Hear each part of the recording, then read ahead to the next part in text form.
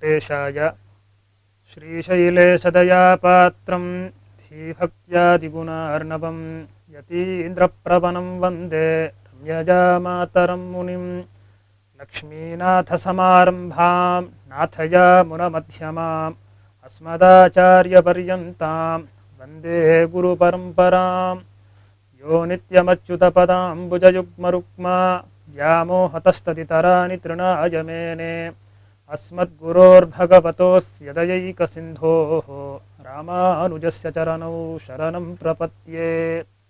शान्ताकारं भुजगशयनं पद्मनाभं सुरेशं विश्वाकारं गगनसदृशं मेघवर्णं शुभाङ्गं लक्ष्मीकान्तं कमलनयनं योगहृध्यानगम्यं वन्दे विष्णुं भवभयहरं सर्वलोकैकनाथं वसुदेवसुतं देवं कंसचानूरमर्दनं देवकी परमानन्दं कृष्णं वन्दे जगद्गुरुं श्वेतरसमस्तवस्तुविलक्षण अनंत कल्याणिक तान भगवान श्रीमन्नारायण के श्री वेंकटेश भगवान के दिव्य अनुकंपा से आज हम एकादशी का जो महात्म्य है उसका जो विवेचन शास्त्रों में किया गया है, जो बहुत काल से हम लोग उसको अपने जीवन में आचरण में लेते आ रहे हैं, उनका महत्व क्या है, वे सभी विषय हम लोगों के लिए क्यों प्रतिपाद्य हैं,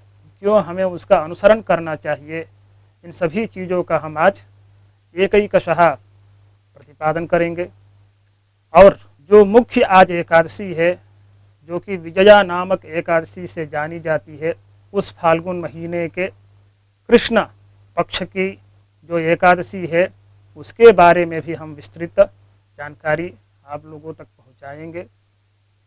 और एक बात यहाँ पर हम लोगों को समझना चाहिए कि व्रत किस लिए किया जाता है, व्रत का मायने क्या होता है, महत्व क्या होता है। क्योंकि हम अनेक जन्मों से इस भूधरा पर विचरण करते हुए अपने बारे में समुचित जानकारी न होने के वजह से कई सारे गलत चीज़ों में हम पड़ते हैं। अपने आत्मा के बारे में सही जानकारी नहीं होने की वजह से हम भगवत विमुख होकर उसी विषय को सत्य समझकर हम समझते हैं कि यही हमारा जीवन का आधार है, इसके ऊपर कुछ भी नहीं है जीवन में पाने के लिए।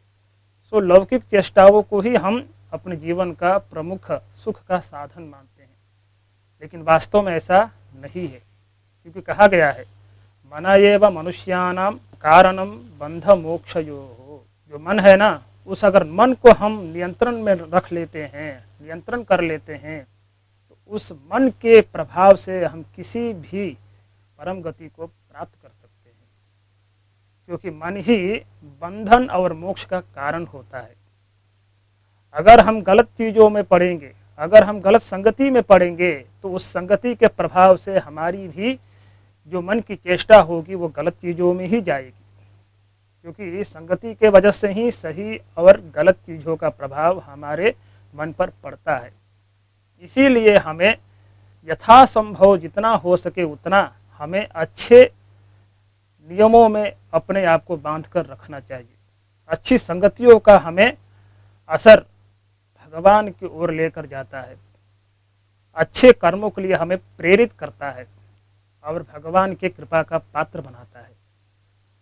लेकिन बिना किसी साधन के, बिना किसी उपदेश के, बिना किसी व्रत के साक्षात भगवान में लीनता भी संभव नहीं हो पाती है। क्योंकि बड़े बड़े योगी भी कई सालों तक भगवान की तपस्या करते हैं, मनन करते हैं, तो भी विरले ही भगवान का साक्षात्कार कर पाते हैं। ऐसे में सामान्य मनुष्यों के लिए जो अनादिकाल से इस संसार सागर में पड़कर दुख ही दुख भोग रहे हो, जिनको अपने बारे में कुछ जानकारी ही नहीं है, सब कुछ समझते हैं कि शरीर ही सब कुछ है, शरीर के ऊपर और कुछ आत्मा नामक विषय है ही नहीं। ज़्यादातर लोगों के मन में यही धारणा बनी रहती है। अगर सच में आत्मा नहीं होता तो हम इस शरीर का सही उपयोग नहीं कर पाते। हम समझते हैं कि जो भी कर रहे हैं हम ही कर रहे हैं, यह शरीर ही कर रहा है। लेकिन सोचिए, अच्छा खासा हम जिंदगी जीते हैं, बहुत सारे कर्म करते हैं, चलते हैं, फिरते हैं, बोलते हैं, अपने विषयों को लोगों तक पहुंचाते हैं, नाम कमाते हैं, लेकिन एक दिन शरीर धड़ाम से नीचे गिर जाता है।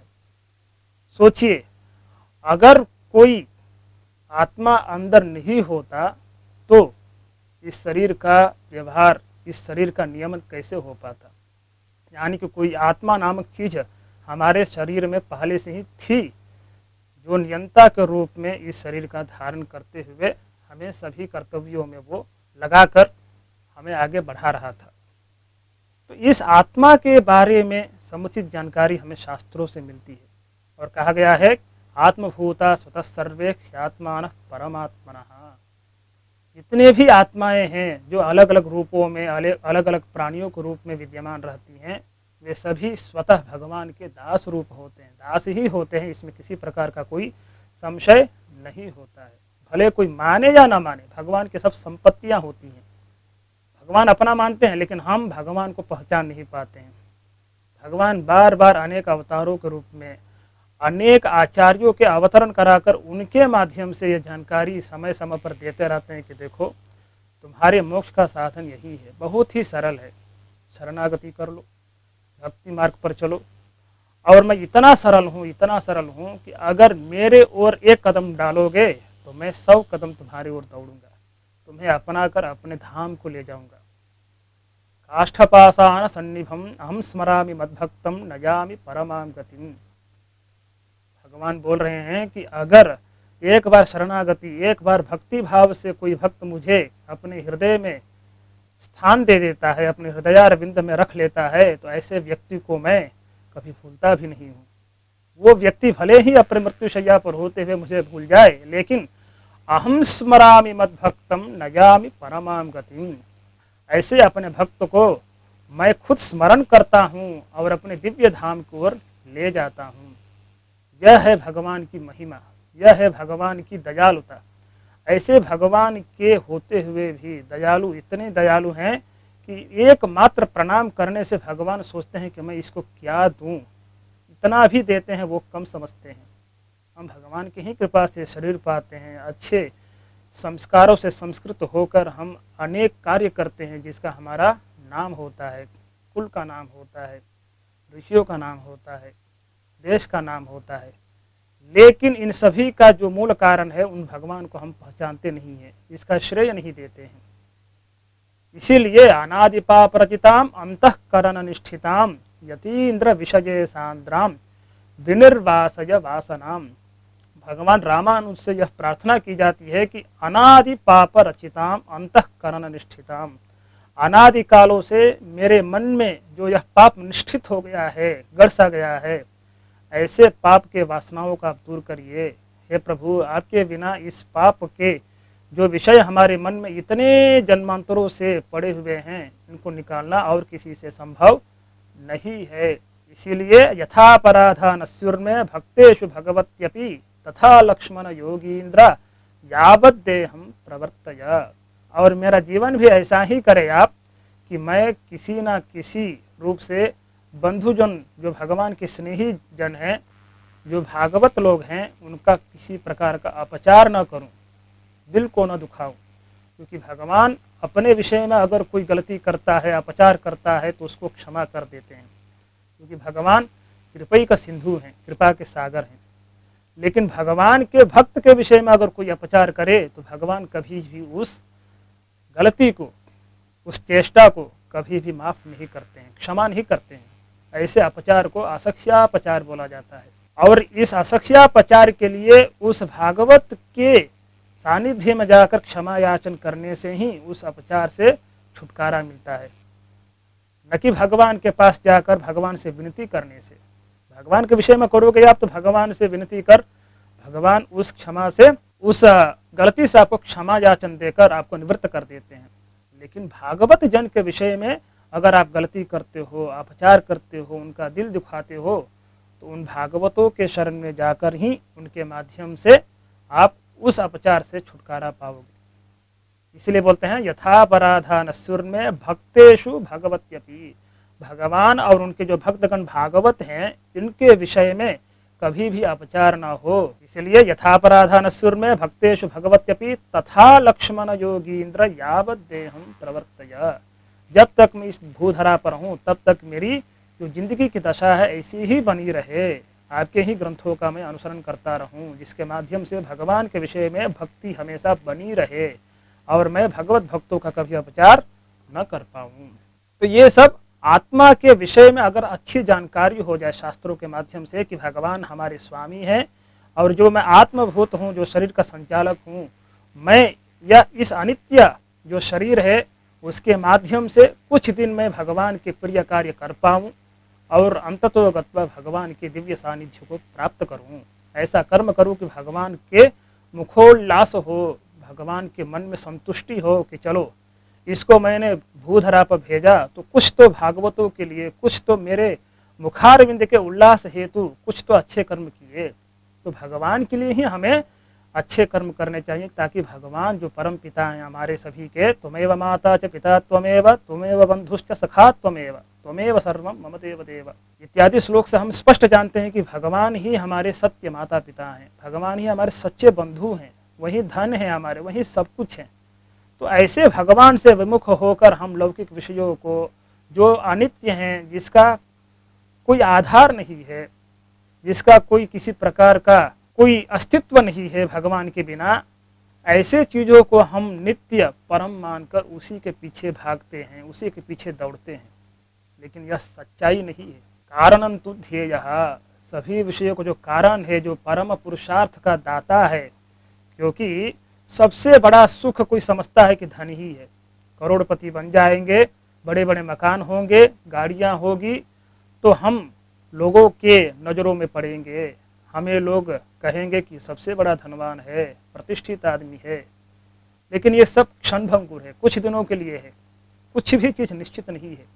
आज रहेगा कल जा भी सकता है। शरीर ही अनित्य है तो बाकी शरीर के माध्यम से संपादन किए जाने वाले विषयों का कोई अस्तित्व बनता ही नहीं है। इसीलिए हमें इन जो अल्पकालिक सुख हैं, इन अल्पकालिक सुख से बढ़कर जो नित्य शाश्वत सुख देने वाले जो भगवान हमारे हैं, उन भगवान की शरणागति करनी चाहिए। उन भगवान की हमें अनेक व्रतों के माध्यम से आराधना करनी चाहिए ताकि हमेशा हमारा मन भगवान के ही नित्य चरणों में लगा रहे और हम भगवान के कृपा के पात्र बन पाएं। और ऐसे सुख को हम कहते हैं मोक्ष, क्योंकि मोक्ष के अलावा और कोई परम सुख हो ही नहीं सकता है। जितने भी लोग कहते हैं कि मोक्ष को प्राप्त हो गए, यानी कि भगवान के दिव्य सानिध्य जो मतलब शैव हो वो शिवलोक को प्राप्त हो सकता है, जो भगवत स्नेही लोग होते हैं वो भगवान की दिव्य धाम जो वैकुंठ बोला जाता है उसे प्राप्त करते हैं। तो अपने अपने मत के अनुसार, अपने अपने आचार्यों के अनुसार जो भी दिव्य पथ आपको दिखलाए जाएं, उनका सही अनुसरण हमें सात्विक मन से करना चाहिए। क्योंकि हमारे मन में राजसिक प्रवृत्तियां, तामसिक प्रवृत्तियां ज़्यादा रहती हैं। संसार में रहते हुए भगवान के चरणों में नित्य मन लगाकर रहना बहुत ही असाध्य माना जाता है, क्योंकि अनेक जन्मों से हम इस संसार सागर में पड़े हुए हैं। उसका प्रभाव तो रहेगा ही रहेगा, क्षण मात्र में तो हम उसे गायब कर नहीं सकते। इतने बड़े हम तपस्वी, इतने बड़े महामुनि तो है नहीं। बड़े बड़े महामुनि भी तपस्या करते करते करते करते कभी उसे भंग होकर, उससे कभी च्युत होकर भगवान के इतर अन्य लौकिक विषयों में भी लग जाते हैं। जैसे कि हम विश्वामित्र को जानते ही हैं, अन्य ऐसे बहुत सारे महर्षि हुए हैं जो अनेक कालों तक, अनेक करोड़ों दिव्य वर्षों तक भगवान का तपस्या तो करते हैं, लेकिन कभी कभार वो भी अपने जो निश्चल भक्ति है उससे कुछ समय के लिए च्युत होकर अन्य लौकिक जो विषय हैं उसमें वो प्रवेश कर जाते हैं, जिससे उनकी पूरी की पूरी तपस्या का जो फल है वो नष्ट हो जाता है। इसीलिए हम सामान्य जो जन हैं, हमें कम से कम भगवान के चरणारविंद की स्मृति रखने के लिए जो शास्त्रों में बतलाए गए साधन हैं, जो व्रत हैं, अनुष्ठान है, भगवान का ब्रह्मोत्सव इत्यादि जो मंगल कार्य हैं, उसमें अपने आपको प्रवृत्त रखे रहना चाहिए। तपस्वियों की तरह तपस्या करने की जरूरत नहीं है, शरीर को तपाने की जरूरत नहीं है। जरूरी नहीं है कि आप जंगल में जाकर ही बैठ जाएं, क्योंकि जो निवृत्तरागा नाम गृह एव तपोवनम, जो निवृत्त राग हैं, जिनके मन से राग हट गए हैं, उनके लिए घर ही तपस्या का स्थल है। आप जंगल में जाओगे, वहां पर जाकर सोचोगे कि कोई एकांत स्थान है, वहां पर बैठकर मैं तपस्या कर कर भगवान को प्राप्त कर लूंगा, लेकिन मन में अगर आपके राग द्वेष इत्यादि जो षड अरिवर्ग हैं उनको आप नहीं निकालोगे, तो फिर आप वन में रहें चाहे घर में रहें, आपके लिए एक ही है। घर में रहते हुए भी अगर आप इन सभी षट अरिवर्गों से विमुक्त हैं, वैराग्य से संपन्न हैं आप, और भगवान के चरणारविंदों में आपकी बुद्धि लगी है, तो आप ही परम तपस्वी हैं, आप ही सबसे बड़े मुनि हैं। इसीलिए हमें अपने मन के जो कचड़े हैं, जो कुबुद्धियां हैं, उसे हमें निकालनी चाहिए। अब इसको निकालने का सबसे परम साधन यही है कि हम जो अपने आचार्यों के माध्यम से बताए गए मार्ग हैं, जो अनुष्ठान हैं, जो कर्तव्य हैं, उसे हमें सही समय पर निभाना चाहिए। क्योंकि इन शास्त्रों का जो वचन है ना, यह भगवान की ही आज्ञा माने जाते हैं। श्रुति स्मृति ममैवाज्ञा यस्ताम उल्लंघ्य वर्तते आज्ञा छेदी ममद्रोही मद्भक्तोपि अवैष्णवः। भगवान कहते हैं कि शास्त्रों को जो वचन है वो हमारी ही वचन है, वो मेरे ही आज्ञा मानो। उन आज्ञाओं का जो उल्लंघन करता है, ऐसा अगर कोई व्यक्ति मेरा वैष्णव भी हो, भक्त भी हो, तो वो द्रोही कहलाएगा। अब हम भगवान के अगर वचनों का उल्लंघन न करें तो द्रोही तो माने जाएंगे। इसलिए बहुत ही सतर्क होकर शास्त्रों के जो भी नियम है, यथाशक्ति हमें उसे पालन करना चाहिए। इसी में से एक अनुष्ठान है एकादशी। एकादशी के बारे में तो हम सभी ने सुना होगा, लेकिन एकादशी का जो मूल उद्देश्य है उसे हम नहीं जान पाते हैं। हम समझते हैं कि केवल उस दिन भूखा रह जाएं तो एकादशी है। कुछ लोग क्या करते हैं कि एकादशी दिन केवल अन्न का परित्याग तो करते हैं, लेकिन उदर पूर्ण कर लेते हैं।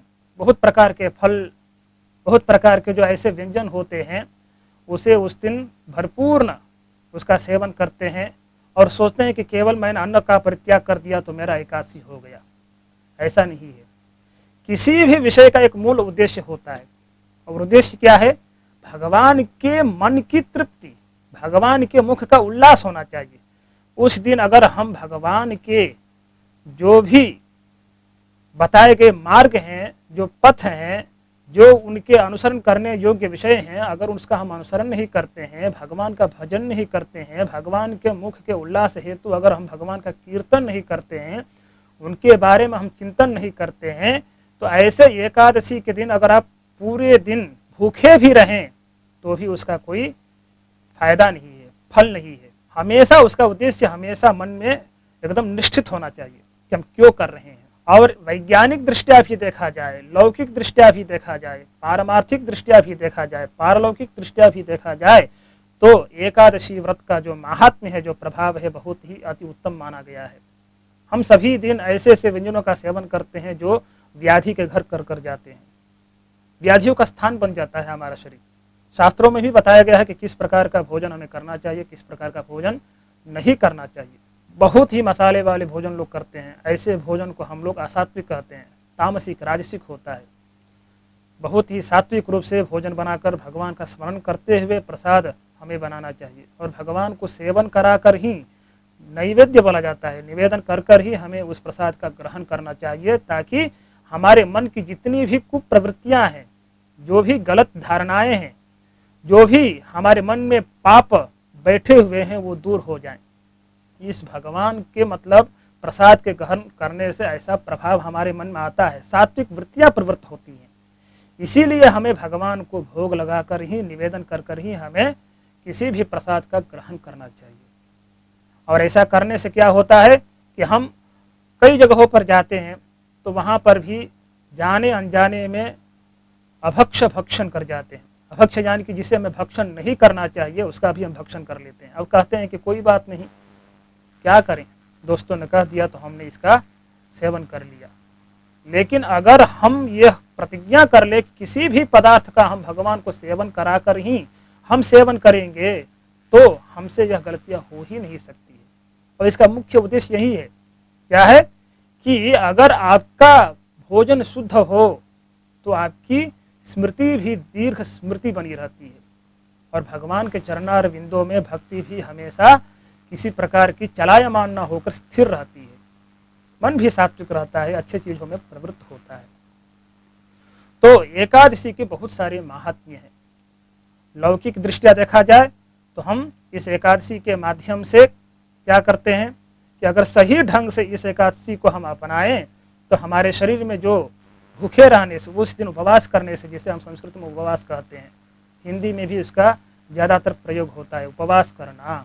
उपवास यानी कि उस दिन आपको कम से जो लौकिक और अलौकिक दोनों प्रकार के जो फल हैं, दोनों को देने वाली और बहुत ही प्रकार के जो जीवन में हमारी इच्छाएं होती हैं उनको भी पूरा करने वाली जो एकादशी है वह कई प्रकार से बतलाई गई है। जैसे कि उत्पत्ति एकादशी हो, वैसे ही जजा, विजया, प्रबोधनी इत्यादि 24 प्रकार के एकादशियां बताई गई हैं।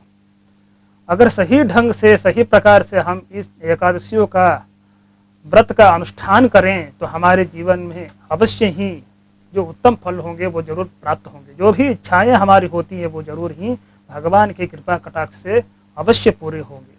तो एक प्रकार के लौकिक इच्छाओं को पूर्ण करने वाली भी ये होती हैं। और जो पारमार्थिक दृष्टिया देखा जाए, जो शास्त्रों के वचन के माध्यम से देखा जाए, जैसे कि सबसे उत्तम जो फल होता है वह मोक्ष बतलाया गया है, क्योंकि मोक्ष से बढ़कर हमारे जीवन में से सबसे बड़ा सुख कुछ हो नहीं सकता है। कुछ जो हमारे अल्पकालिक सुख होते हैं उनको पाने के पश्चात हम समझते हैं कि यही सबसे बड़ा हमारे जीवन का सुख है, इसके ऊपर, इसके पश्चात और जीवन में पाने के लिए कुछ है ही नहीं। यह हमारी सोच है, हमारी धारणा है। लेकिन अगर शास्त्रों के दिव्य दृष्टियों से देखा जाए, हमारे आचार्यों के, पूर्वाचार्यों की दृष्टि से देखा जाए, तो जो सबसे बड़ा फल होता है, सबसे बड़ा जो सुख होता है वह मोक्ष ही होता है। और मोक्ष को प्राप्त करने के लिए ही हमारे जितने भी आचार्य मुनिगण होते हैं वो तपस्या करते हैं, भगवान की प्रपत्ति करते हैं, शरणागति करते हैं, भगवान को पाने की चेष्टाएं करते हैं। अनेक प्रकार के जो भी ग्रंथ हमारे पूर्वाचार्यों के द्वारा रचित हैं उनका हम अनुसरण अगर सही ढंग से करें तो अवश्य ही भगवान की प्राप्ति हमारे लिए दुष्कर बात नहीं हो सकती है। क्योंकि बिना किसी अनुष्ठान के, बिना किसी भगवान के साधन के हम भगवान को प्राप्त नहीं कर सकते। ये सब अनुष्ठान हैं, जितने भी हमारे जीवन में बतलाए गए जो भी कर्म हैं, यह भगवान को आनंदित करने के लिए ही है। एक मात्र उद्देश्य यही है कि भगवान इससे संतुष्ट हो। चलो, हमारा जो पुत्र है, भगवान के 3 पुत्र माने जाते हैं, एक नित्य होता है और एक मुक्त होता है और एक बद्ध होता है। नित्य तो जैसे कि विश्वक्सेन हो, गरुड़ जी हो, लक्ष्मी जी हो, ये सब भगवान के नित्य पार्षद में आते हैं, भगवान के नित्य अनुयायी होते हैं। और जो मुक्त होते हैं वो जो संसार से विमुक्त होकर भगवान की सानिध्य को प्राप्त कर चुके होते हैं, ऐसे आत्मा को हम मुक्तात्मा बोलते हैं।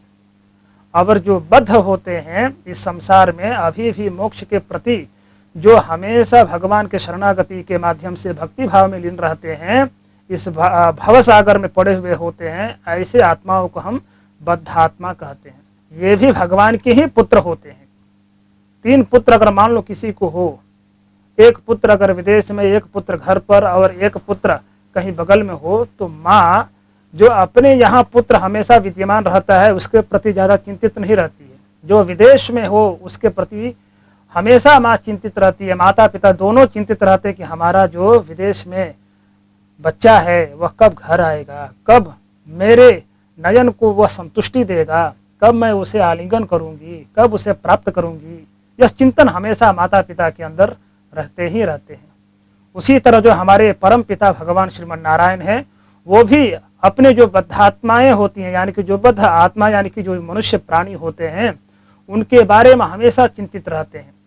कैसे इन अपने जो तृतीय पुत्र हैं इनको प्राप्त करूंगा, कब मेरे को ये प्राप्त करेंगे, कब ये अपने जो वास्तविक स्वरूप है आत्मा को वो जानेंगे। दासभूता स्वतः सर्वे ख्यात्मान परमात्मनः। इन शास्त्र वचनों को ये कब समझेंगे कि मैं ही भगवान का परम दास हूँ और भगवान मेरे स्वामी हैं। उसके अतिरिक्त जितने भी लौकिक विषय हैं ये अस्थायी हैं, मेरे जीवन के काम के नहीं हैं।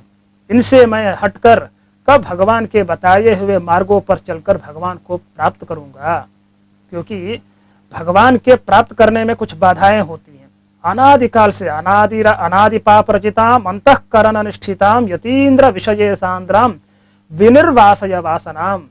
जैसे कि मैंने पहले ही बताया कि भगवान को प्राप्त करने में जो बाधाएं होती हैं वो होती हैं भगवान के विषय में, और भगवान के जो बंधु होते हैं जिसको हम भागवत कहते हैं उनके विषय में अगर अपचार हम करें, बार बार शास्त्रोक्त विधियों का हम अनुसरण न करते हुए अपने इच्छा के अनुसार अगर हम बर्ताव करते हैं तो भगवान बहुत ही दुखित होते हैं।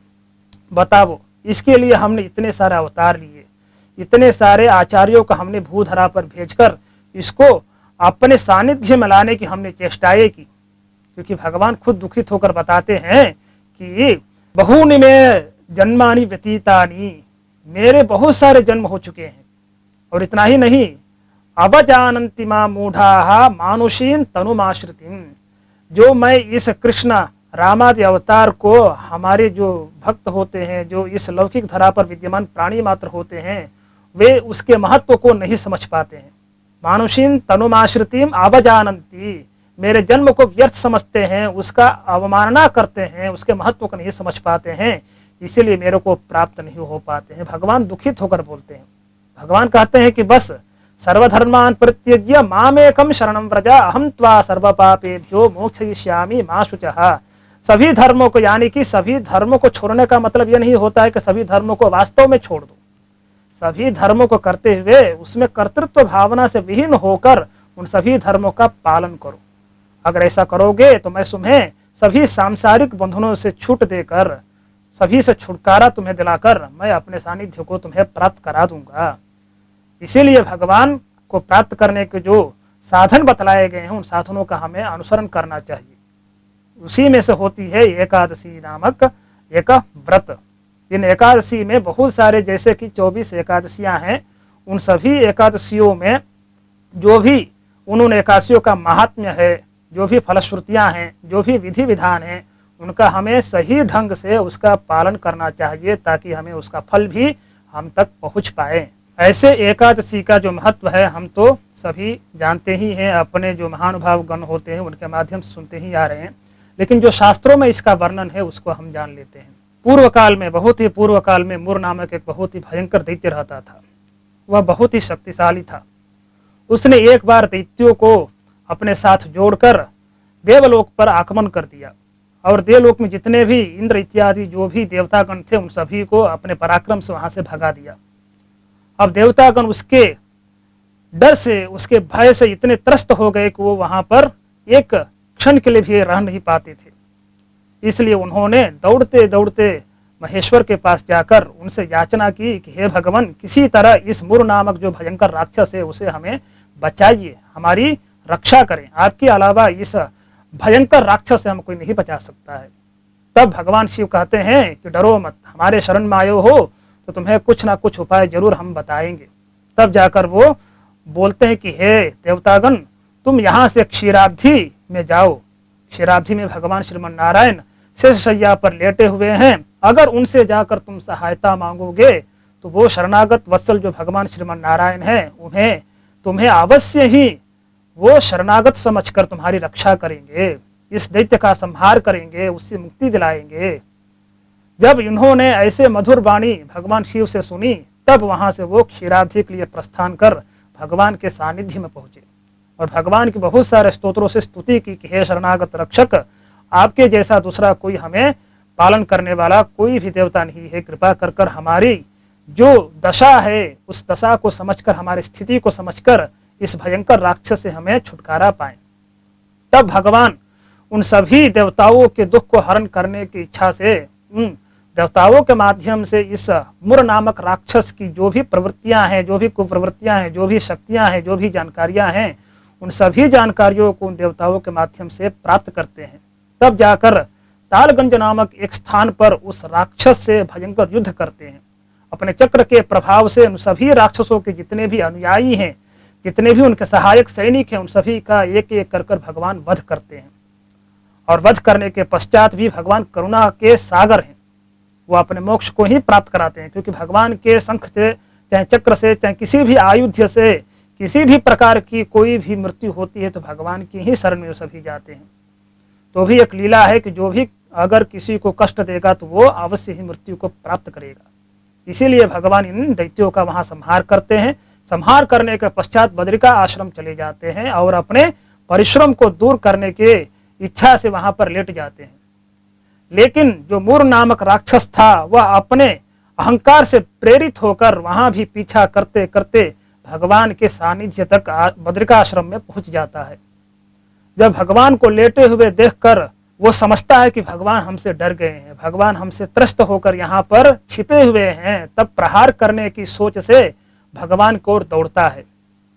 तभी भगवान के दिव्य शरीर से एक दिव्य कन्या उत्पन्न होती है और वह उस भयंकर राक्षस से युद्ध करने की इच्छा से उसे ललकारती है कि अगर तुम मुझसे युद्ध करना चाहते हो तो अभी युद्ध करो। तब जाकर वह मूर नामक राक्षस उसे युद्ध करता है और अंततो गत्वा वह जो कन्या थी वह अपने पराक्रम से उस मूर नामक व्यक्ति को वहीं पर परास्त कर देती है, छिन्न भिन्न कर देती है।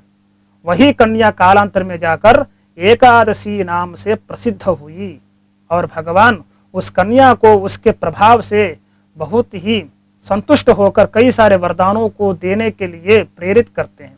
तब वह कन्या कहती है, हे प्रभु, अगर आप मेरे प्रभाव से संतुष्ट हैं, खुश हैं, आनंदित हैं तो एक ही वरदान दीजिए कि जो भी मेरे दिन यानी कि एकादशी के दिन जो भी मेरा व्रत करेगा, अनुष्ठान करेगा, उसे लौकिक पारलौकिक जितने भी सुख हैं उन्हें आप तुरंत दें। आप उन लोगों को सभी इच्छाओं को पूरा करें, यही मेरी अभिलाषा है, यही आपसे प्रार्थना है। तब भगवान कहते हैं कि हे दिव्य कन्ये, तुम चिंता ना करो, तुम्हारे दिन जो भी मेरा अनुसरण करेगा, मेरा स्मरण करेगा, मेरा गान करेगा, मैं उसे अवश्य ही उनके इच्छाओं को पूरा करते हुए उनको मैं अपने परम धाम को भी प्राप्त कराऊंगा। तब भगवान जाकर उसे संतुष्ट कर वहां से विदा लेते हैं। यह कहानी कई सारे शास्त्रों में, कई सारे पुराणों में बतलाई गई है। विशेष रूप से श्री स्कंद पुराण में भी इसकी व्याख्या मिलती है, विवरण मिलता है। तदनुसार हम आपके सामने इस विषय को हमने प्रस्तुत किया।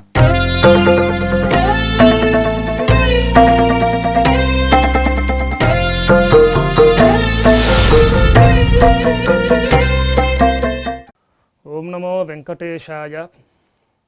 श्रीशैलेशदयापात्रं धीभक्त्यादिगुणार्णवं यतीन्द्रप्रवनं वन्दे रम्यजामातरं मुनिं।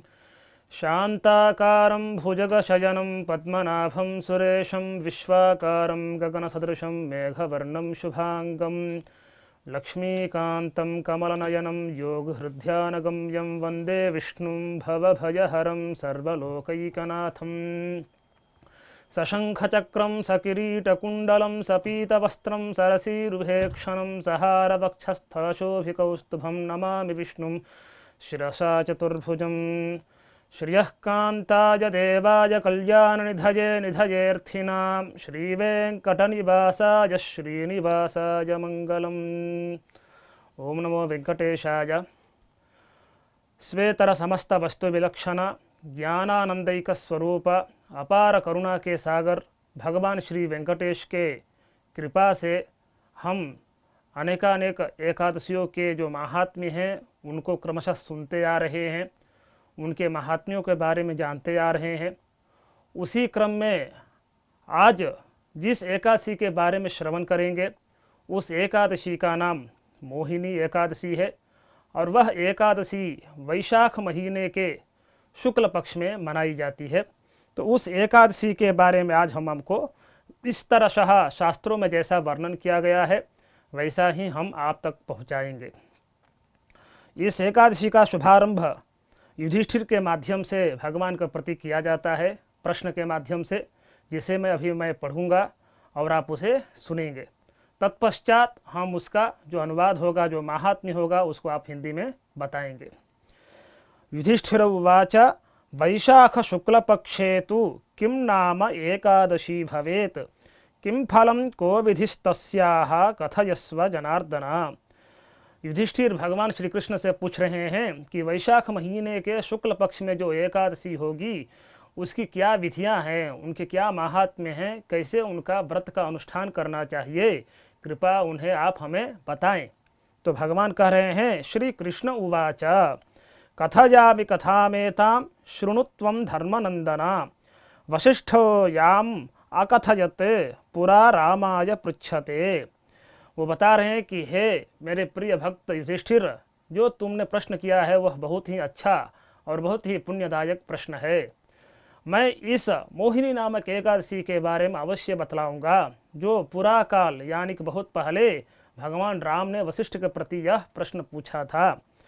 राम उवाच भगवच्छ्रोतुमिच्छामि व्रतानाम् उत्तमं व्रतं सर्वपापक्षयकरं सर्वदुःखनिकृन्तनं मया दुःखानि भुक्तानि सीता विरहजानि वै ततोऽहं भयभीतोऽस्मि पृच्छामि त्वां महामुने। भगवान कह रहे हैं कि मैं भयभीतोऽस्मि, भय से भयभीत होकर मैं सभी व्रतों में जो उत्तम व्रत है उस व्रत के बारे में हे मेरे गुरु मैं आपसे जानना चाहता हूँ। यह कितना ही हास्यास्पद विषय है, आप सोचिए। भगवान भय से भयभीत हो ही नहीं सकते। यस्मात् भीतः वातः वातः पवते, यानी कि जिनके भय से भीषास्मात् वातः पवते, जिनके भय से सूर्य अग्नि चंद्रमा वायु सभी संचारित होते हैं, अपने अपने कर्मों में यथा समय संलग्न रहते हैं, वो भगवान बोल रहे हैं कि मैं भयभीत होकर आपको मैं यह प्रश्न पूछ रहा हूँ। इसका मतलब यही है कि भगवान बता रहे हैं कि हम जो सामान्य मनुष्य हैं हमको कैसा व्रत करना चाहिए, हमें कैसे धर्म के प्रति निष्ठावान रहना चाहिए, कैसे अधर्म विषयों में हमें भय वाली बुद्धि होनी चाहिए ताकि किसी प्रकार का हमारा उसमें कोई गलत काम ना हो। इसीलिए भगवान बोल रहे हैं कि भयभीतोऽस्मि अहम पृच्छामि। इसका मतलब ये नहीं कि भगवान सच में भय से भयभीत हैं। इनका कहने का उद्देश्य है कि जो सामान्य जनमानस है उनको कैसे अपने धर्म के प्रति उत्सुक रहना चाहिए, उनको अपने धर्म के प्रति कैसे आचरण करना चाहिए, इसके बारे में जानकारी देने के लिए भगवान अपने ओर से यह प्रश्न उठा रहे हैं, न कि सच में भगवान की कोई इसमें भय वाली बुद्धि है। क्योंकि भगवान स्वयं ही धर्म के स्वरूप हैं, भगवान के प्राप्ति के हेतु ही हम धर्म का अनुसरण करते हैं। ऐसे में जरूरी नहीं है कि भगवान भयभीत हों। तो भगवान हम जनमानसों के अच्छाई के लिए यह भगवान इन सभी प्रश्नों को वशिष्ठ जी के सामने प्रस्तुत कर रहे हैं ताकि हम बड़ी सुलभता से सरलता से इन महात्म्यों को जान पाएं। आगे वो बता रहे हैं, वशिष्ठ उवाच, जब भगवान श्री राम ने इन सभी प्रश्नों को महात्म्य जानने के लिए किया तो वशिष्ठ जी उत्तर दे रहे हैं, साधु पृष्ठम त्वया रामा तवैषा नैष्ठिकी मतिः। हे भगवान राम, आप बहुत ही अच्छे प्रश्न किए हैं और आपकी जो नैष्ठिकी मति है इस विषय में वह सभी को फल देने वाली है। अतः इस महात्म्य के बारे में मैं आपको बताने जा रहा हूँ। और जो प्रथम वाक्य वो बोलने जा रहे हैं उत्तर के रूप में, वो सुनकर आप बहुत ही आनंदित होंगे। क्योंकि भगवान कह रहे हैं कि भयभीतोऽस्मि, भय से भयभीत होकर मैं ये प्रश्न कर रहा हूँ। क्योंकि पुरातन काल में भगवान अपने पत्नी प्रिय पत्नी सीता से विरहित होकर बहुत सारे कष्ट उठा रहे हैं वन में। तो बोल रहे हैं कि ऐसे कष्ट हमने उठाए हैं, ऐसे कष्टों को हम दोबारा अनुभव ना करें, उनकी प्राप्ति ना हो। अतः हे भगवान, हे मेरे गुरु, आप कृपा करके इन एकादशी के महात्म्यों के बारे में जानकारी दें। तो वो बता रहे हैं फल कि त्वन्नाम ग्रहणेनैव पूतो भवति मानवः तथापि कथयिष्यामि लोकानां हितकाम्यया। मंदस्मित करते हुए वशिष्ठ जी बोल रहे हैं कि त्वन्नाम ग्रहणेनैव, तुम्हारे ग्रहण, तुम्हारे नाम का ग्रहण मात्र से ही सभी प्राणियों की मुक्ति मिल जाती है। हे राम, तुम तो भी इस प्रश्न को पूछ रहे हो, तो भी मैं तथापि कथयिष्यामि लोकानां हितकाम्यया, लोगों के हित के कामना हेतु मैं तुमसे यह सभी महात्म्यों को निवेदित करूँगा। पवित्रं पावनानां च व्रतानाम् उत्तमं व्रतं वैशाखस्य सिते पक्षे द्वादशी रामया भवेत् मोहिनी नाम सा प्रोक्ता सर्वपापहरा परा। पवित्रम पावनानां च व्रतानां उत्तमं व्रतम, यह बहुत ही पवित्र व्रत है। अब सभी व्रतों में सबसे उत्तम व्रत कहा गया है इसको। क्योंकि कोई भी एकादशी हो, वैसे सभी एकादशियाँ बहुत ही उत्तम ही होती हैं, सभी प्रकार के पापों को दूर करने वाली होती हैं। तो भी कई प्रकार के पापों से, कई प्रकार के दुखों से लोग ग्रसित रहते हैं हमेशा। उन पापों के, उन कर्मों के अनुसार अगर कोई इन एकादशियों के व्रत का अनुष्ठान करे तो उन पापों से उन्हें मुक्ति अवश्य मिल जाती है। तो उन पापों में जो सबसे बहुत ही निंदनीय पाप है, निंदित कर्म है, उनको अगर हमें अपने जीवन से निकालना है तो इस मोहिनी नामक एकादशी का हमें व्रत करना चाहिए। और वह व्रत कैसा है उसके बारे में आगे भी जानकारी दे रहे हैं कि मोहिनी नाम सा प्रोक्ता सर्व पाप हरा परा। यह मात्र 1 या 2 या 3 या 4 प्रकार के पापों को दूर करने वाले नहीं है। जितने भी उपपातक, महापातक बतलाए गए हैं हमारे शास्त्रों में, कुछ पाप ऐसे हैं जिनका कोई प्रायश्चित ही नहीं है, जैसे कि भ्रूण हत्या हो, जैसे कि गुरुतल पगहा, गुरु के शैया पर सोने वाला, या गुरु पत्नी से समागम का इच्छा रखने वाला। ऐसे जो महापाप हैं इनका कोई किसी प्रकार का प्रायश्चित नहीं बतलाया गया है। तो भी इस मोहिनी नामक एकादशी के व्रत के अनुष्ठान से सभी प्रकार के पापों को हरने का सामर्थ्य इस व्रत से मिल जाता है। मोहजालात प्रमुच्येत पातकानाम समूहतः। और मोहजाल यानी मोहों के समूह से, मोह ही तो सभी प्रकार के दुष्कर्मों का एक आधार है, क्योंकि ये मोह से ही हम क्या करते हैं, मोहात् भवति सम्मोहः, सम्मोहात् स्मृति विभ्रमः, स्मृति भ्रंशात् बुद्धिनाशः, बुद्धिनाशात् प्रणश्यति। मोह का एक अर्थ होता है काम, और दूसरा अर्थ होता है इच्छा, और तीसरा अर्थ होता है काम के वजह से, मोह यानी कि अज्ञान के वजह से कई प्रकार के हम दुष्कर्म, कई प्रकार के शास्त्र विरुद्ध कर्मों को करने लग जाते हैं, जिसके वजह से हम अपने जो लक्ष्य हैं उसको प्राप्त नहीं कर पाते हैं। पुरुषार्थ जो जिसे मोक्ष हम कहते हैं, उनके प्राप्ति में कई प्रकार की बाधाएं आ जाती हैं, और हम उनसे दूर होकर अनादि पाप रचिता अंतःकरण निष्ठिताम यतीन्द्र विषय सांद्राम विनिर्वासय वासनम। इसीलिए कई प्रकार के दुष्कर्म करते करते अनेक अनेक जन्म हम प्राप्त करते हैं, और वो अनेक जन्मों में जो हम दुष्कर्म किए हैं तदनुरूप उनके अनुसार हम अपनी प्रवृत्तियां अपने जीवन में जारी रखते हैं। उन कुप्रवृत्तियों की वजह से हम भगवान से दूर होकर कभी मोक्ष नहीं पार पाते हैं। इसीलिए भगवान कह रहे हैं कि सर्व पाप हरा, सभी प्रकार के पापों को दूर करने वाली है।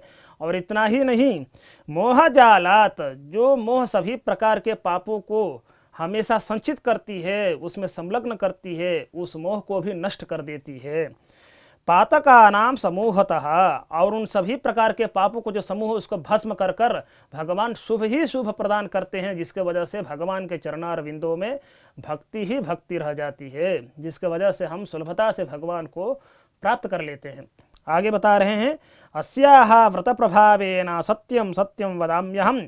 सत्यम सत्यम यानी कि वो शपथ कर कह रहे हैं कि मैं झूठ नहीं बोल रहा हूँ। वशिष्ठ ऋषि यानी कि सप्त ऋषियों में अग्रणी है, उनके जैसा कोई ऋषि नहीं हुआ। वो भी रघुकुल के कई प्रकार के राजाओं के गुरु रह चुके हैं। ऐसे गुरु के अगर वचन कभी बोल रहे हैं कि सत्यम सत्यम यानी कि शपथ का कर रहा हूँ कि मेरे वचन कभी भी झूठे नहीं हो सकते हैं। इसीलिए अतस्तु कारणाद्राम कर्तव्यैषा भवादृशैः पातकानां क्षयकरी महादुख विनाशिनी। पाप तो होते ही होते हैं, लेकिन 3 प्रकार के दुख भी होते हैं। कई प्रकारों के दुखों से लोग बहुत ही संतप्त रहते हैं। एक होता है आध्यात्मिक दुख, एक होता है आदि भौतिक, आदि दैविक। आध्यात्मिक दुख यानी कि मन ही मन बहुत प्रकार के लोग क्या करते हैं कि दुखी रहते हैं, मानसिक पीड़ा बोली जाती है। लोगों के पास धन होता है, वैभव होता है, पुत्र होते हैं, कई प्रकार के सुख की प्राप्ति होती है, लेकिन मन में उनकी शांति नहीं रहती है। तो ऐसे दुखों को हम आध्यात्मिक दुख कहते हैं। और दूसरा जो होता है आदि भौतिक। आदि भौतिक यानी कि दूसरों लोगों के माध्यम से दुख हमें पहुंचता है। सर्प दंशम से अगर सर्प काट दिया तो भी दुख, मृत्यु हो जाती है। अचानक से क्या होता है कि कई लोग हमें प्रताड़ित कर देते हैं, मार देते हैं, और किसी प्रकार के झगड़ा हो जाए तो उसमें भी मृत्यु की जो संशय होता है। तो इन प्रकार के दुखों को भी हम आदि भौतिक यानी कि भूतों के माध्यम से, प्राणियों के माध्यम से मिलने वाला दुख, वही दुख हम आदि भौतिक दुख से जानते हैं। तीसरा जो होता है वो आधि दैविक। आधि दैविक यानी कि दैववशात हमें कई प्रकार के दुख मिलते हैं। अचानक हम रास्ते में जा रहे हैं और बिजली अगर हमारे ऊपर गिर गई तो मृत्यु हो जाती है।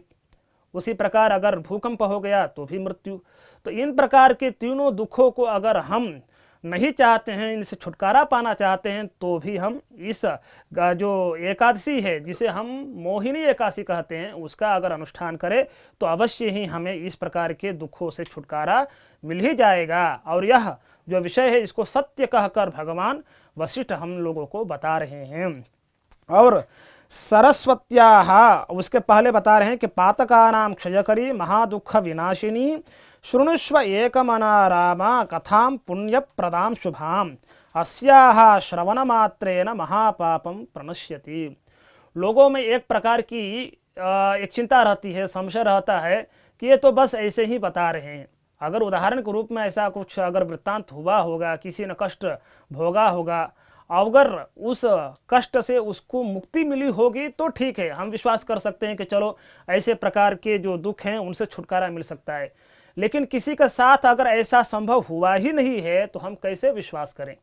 तो वहीं वशिष्ठ जी उदाहरण के माध्यम से, वृत्तांत के माध्यम से भगवान राम को बतला रहे हैं कि शृणुष्व एक मना, एकदम शांत चित्त होकर एक मन से जो मैं कथा कहने जा रहा हूँ उसको तुम सुनो, जिसके माध्यम से तुम समझ पाओगे कि महापातक से भी जो महापातक यानी कि पाप हैं उनसे छुटकारा कैसे मिलता है।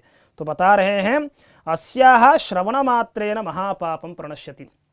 व्रत करने की बात तो बहुत दूर की बात है, उसका व्रत करना, अनुष्ठान करना, फिर फल की प्राप्ति होना, ये दूर की बात है।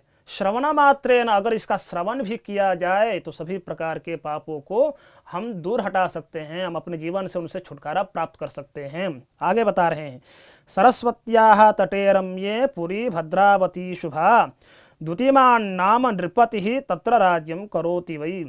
पूरा काल यानी कि बहुत पहले पूर्व काल में एक द्युतिमान नामक राजा हुआ करते थे जिनका राज्य सरस्वती नदी के तट पर विराजमान था। सोम वंशोद्भवो राम धृतिमान सत्यसंगरः तत्र वैश्यो निवसति धन धान्य समृद्धिमान। जो वह सोम वंश यानी कि चंद्रकुल में जन्मा हुआ वो जो राजा था जिसे हम धृतिमान कहकर बुला रहे हैं, वह धृतिमान सत्य संगरः, वह कैसा था यानी कि धैर्यशाली था और सत्य संगरः, सत्य पर हमेशा निष्ठावान था, सत्य पर टिकने वाला था, कभी झूठ नहीं बोलता था। क्योंकि सत्येन लोकान जयति, अगर सत्य में अगर कोई निष्ठावान हो, सत्यवादी हो तो किसी भी प्रकार की विपदा से वह छुटकारा पा सकता है और सभी प्रकार के लोगों को भी जीत सकता है। इसलिए भगवान राम बोलते हैं कि मैं भगवान हूँ, भगवान का अंश हूँ, इसलिए मैं सभी प्रकार के इन दुखों से निवृत्ति नहीं पाया हूँ, इसलिए मैं रावण पर विजय नहीं प्राप्त किया, मैंने सत्य का परिपालन किया, इसीलिए मैं आत्मानम मानुषम मन्ये, मैं एक मनुष्य मात्र हूँ, लेकिन तो भी इतना शक्तिशाली, इतना वैभव मेरा क्यों है, क्योंकि मैं सत्य का परिपालन करता हूँ। सत्य का परिपालन करने वाला कोई भी व्यक्ति जो भी बोलता है वह सत्य ही साबित होता है, सिद्ध होता है, कभी झूठ नहीं होता है। इसीलिए सत्य संग्रह, सत्य नामक गुण होना बहुत एक प्रकार का अपने आप में बड़ी बात है। तो आगे बोल रहे हैं तत्र वैश्यो निवसति धन धान्य समृद्धिमान धनपाल इति ख्यातः पुण्य कर्म प्रवर्तकः।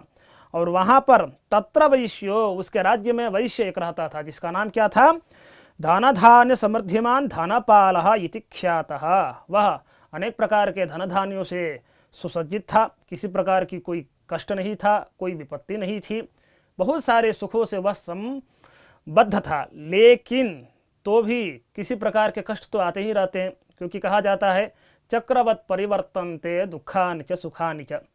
लोगों के जीवन में पहिए की तरह हमेशा सुख और दुख बराबर लगे रहते हैं। कोई ज़रूरी नहीं है कि आप धन धान्य से समृद्ध हैं तो आपको दुखों का कोई पहाड़ आपके ऊपर नहीं टूट सकता है। क्योंकि कितना भी कोई भले सत्यवादी हो, भले वह ज्ञानी हो, भले वह धर्मात्मा ही क्यों न हो, भगवान से बढ़कर, युधिष्ठिर से बढ़कर कोई धर्मात्मा कैसे हो सकता है। भगवान राम ने जितने कष्ट भोगे होंगे उतना कष्ट, उसमें हजारावा कष्ट भी हम नहीं भुगते हैं, तो भी हम क्या करते हैं कि हे भगवान, आपका हमने स्मरण किया, भक्ति भाव से हमने पूजा पाठ की, लेकिन हमें क्या मिला, कष्ट ही कष्ट मिला, अब विश्वास उठ ही गया, अब मैं पूजा पाठ नहीं करूँगा। इस प्रकार के अनर्गल बातें लोग करते हैं। भगवान देखिए स्वयं नारायण का अवतार होते हुए भी 14 वर्षों तक बिना किसी, वो भी पाप के, बिना किसी गलती के 14 वर्षों तक वनवास उन्हें मिला। वो भी पत्नी के साथ वन वन में भटकते हुए, दर दर भटकते हुए कई प्रकार के वो कष्ट झेलते आ रहे हैं। और जब राज्य की प्राप्ति हुई तब भी सीता से परित्याग, यानी कि जिंदगी भर कष्ट भुगतते रहे, भुगतते रहे, भुगतते रहे।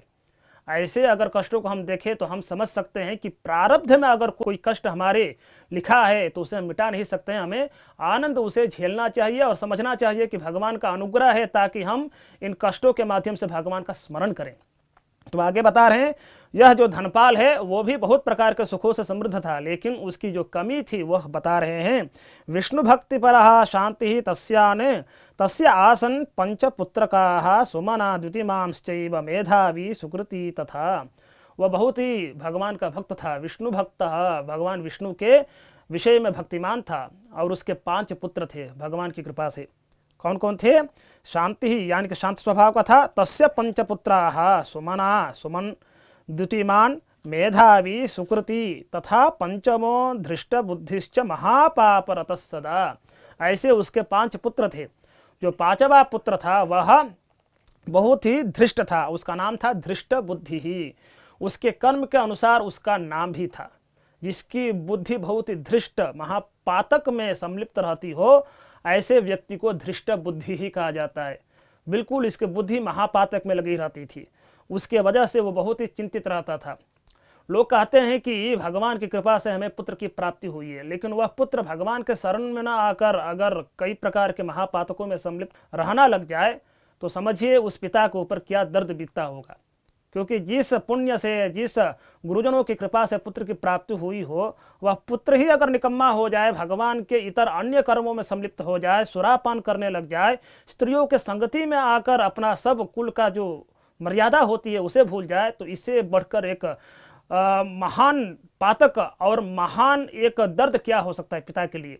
तो वो अपने दर्दों को बता रहा है कि महापाप रतः सदा वार स्त्री संग निरतो विटगोष्ठी विशारदः द्यूतादि दिव्य सनासक्तः परस्त्री ही अतिलालसः।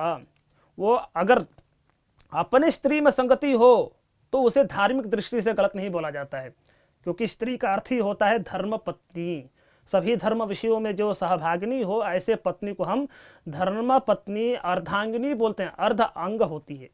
लेकिन दूसरों के स्त्रियों में अगर संगति होना शुरू हो जाए तो समझ लेना कि अब महापातक जो यह है विनाश करने वाला होता है, अवश्य ही किसी को विनष्ट कर देगा। रावणः लौल्याते विनष्टः। रावण सभी सुखों से समृद्ध था, शक्ति में किसी प्रकार की कोई कमी नहीं थी। अनेक प्रकार के देवता उसके चरणों में पड़े रहते थे, आज्ञा के प्रति हमेशा जागरूक रहते थे कि कौन सी आज्ञा कब मिल जाए जिसका हम पालन करें। अगर पालन न करें तो उसका बहुत बड़ा दंड होता था। ऐसा शक्तिशाली रावण क्यों नष्ट हो गया?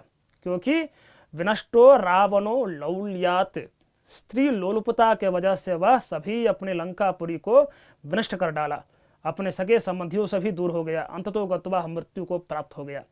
इसीलिए परस्त्रीगामी नहीं होना चाहिए। आगे बता रहे हैं, न देवाने न अतिथिने वृद्धाने पितृंश्चैव द्विजानपि। जितना भक्ति भाव उसके पिता में था उसमें कण मात्र भी उसमें नहीं था। अगर थोड़ा सा भी अंश उसमें होता तो ऐसे बहुत ही निकृष्ट कर्मों को नहीं करता। तो बोल रहे हैं, न देवान, न देवों को, न वो देव भक्ति करता था, न अतिथियों की सेवा करता था, न वृद्धों की किसी प्रकार की मर्यादा करता था, पितृंश्चैव द्विजान अपि, और न पितरों के श्राद्ध करता था, और न ही द्विजान अपि, नहीं द्विजों को। द्विज का अर्थ होता है जो हमेशा वेदाध्ययन स्वाध्याय निरतः, जो वेदों का अध्ययन करते हों, जो धर्मपरायण हो, ऐसे विप्रों का भी, ब्राह्मणों का भी वह कभी सत्कार नहीं करता था, जिसके वजह से उसकी बुद्धि और भी दूषित हो गई थी। और आगे जाकर वह क्या हुआ? अन्यायकर्ता दुष्टात्मा पितुः द्रव्यक्षयंकरः अभक्ष्य भक्षकः पापः सुरापान रतः सदा। बहुत ही निकम्मेपन के वजह से वह कई प्रकार के दुष्ट विषयों को करते हुए अन्यायकर्ता, बहुत प्रकार के अन्याय बातें करने लगा, कामें करने लगा।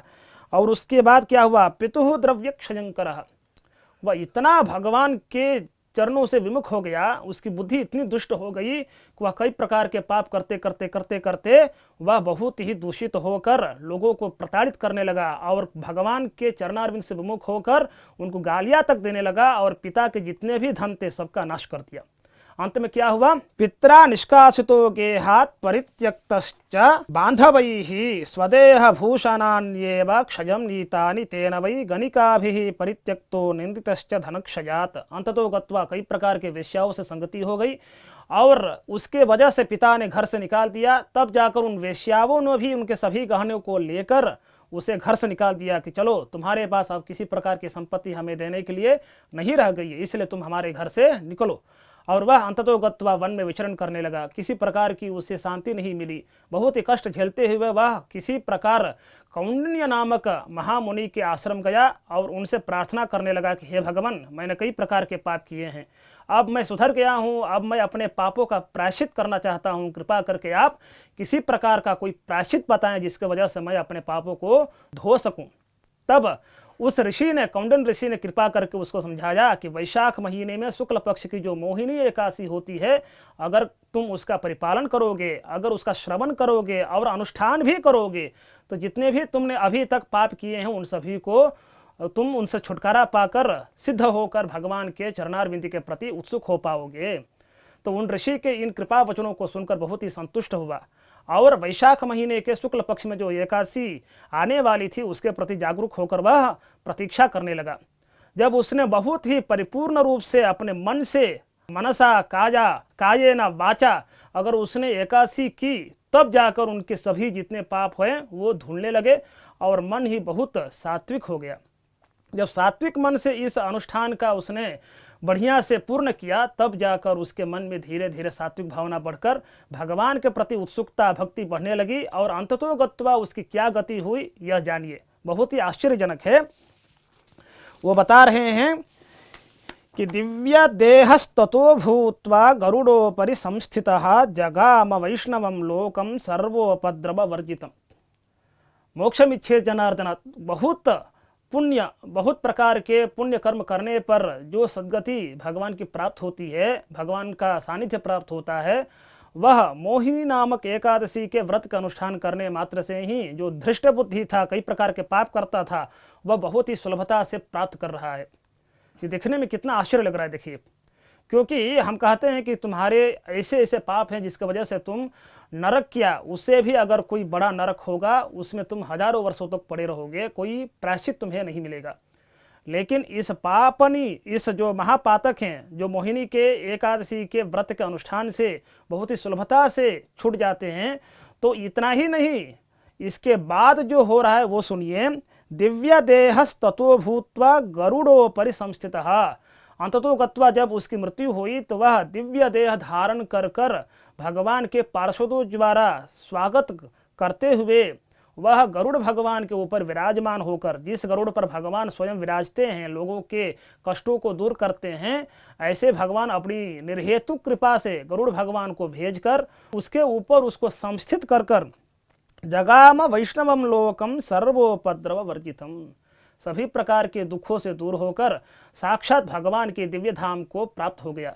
और बोला जाता है कि श्री वैकुंठम उपेत्य नित्यमजडम तस्मिन् परब्रह्मणः सायुज्यम समवाप्य नंदति समम तेनैव धन्यः पुमान्।